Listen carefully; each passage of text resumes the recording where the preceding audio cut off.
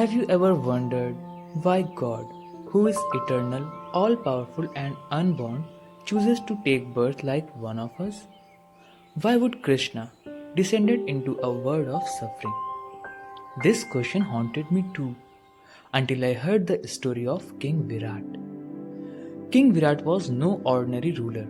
He was wise, victorious, and respected across many lands. But beneath his golden crown, a quiet storm always brewed. He often asked saints and sages a question. If God is eternal, why does he take birth like a man? Why descended into this temporary world? One day, a wandering sage smiled and replied, "When the time is right, you will find your answer, not through scriptures, but through your own life." Years passed, power grew, but so did the king's ego. Slowly, he began to believe he was invincible, eternal even, until one stormy night, everything changed. A sudden illness gripped him. The doctor said there was little time, and for the first time in his life, the king was afraid, not of death, but of not knowing who he truly was. That night, as he lay between consciousness and sleep, he dreamt of river, calm, endless, and across that river, a blue figure walked towards him.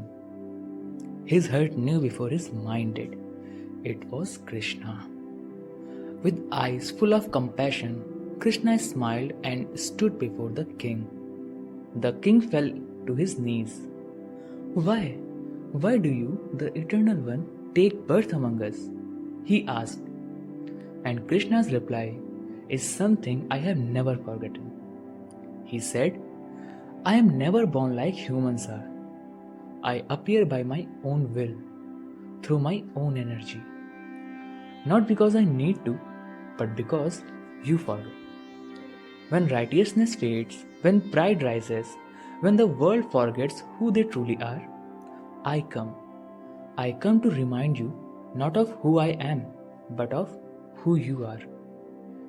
In that moment, the king saw flashes of his life, his pride, his conquests, his fears. And then he saw the same pride in Ravana, the same fear in Duryodhan, the same confusion in Arjuna before the war. And he understood, Krishna doesn't take birth to show power. He descends to show us our path when we have lost it. Even though he is unborn, eternal, the Lord of all beings, he chooses to walk beside us.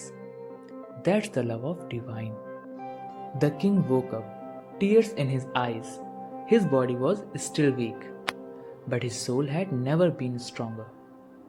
He gave up his throne and spent the rest of his days serving the poor by the Ganga, chanting Krishna's name.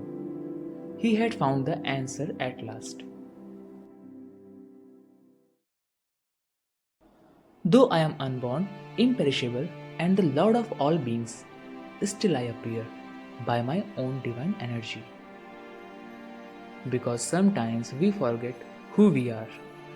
We chase crowns, wealth, and fame, and lose the peace that was always within us.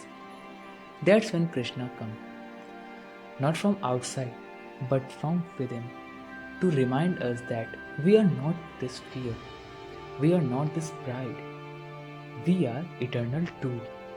So if you ever lost, if you ever feel like life has no meaning, just sit in silence and ask, am I living from the outside in or from inside out? And maybe, just maybe, you will hear a soft flute in your heart. That's Krishna. He never left. He was just waiting for you to remember.